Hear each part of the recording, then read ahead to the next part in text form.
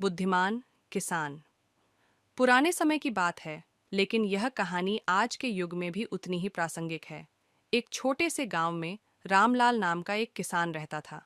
वह बहुत मेहनती और ईमानदार था, लेकिन उसकी सबसे बड़ी खासियत थी उसकी बुद्धिमानी।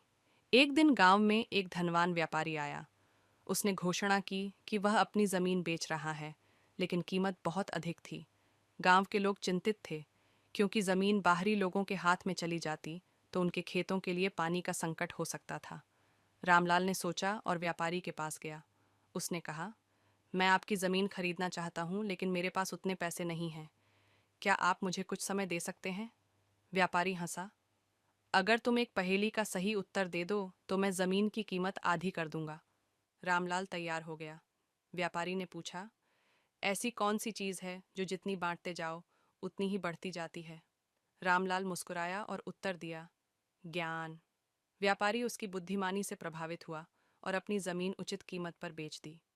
गांव के लोगों ने मिलकर जमीन खरीदी और रामलाल की समझदारी से गांव को एक बड़ी समस्या से बचा लिया।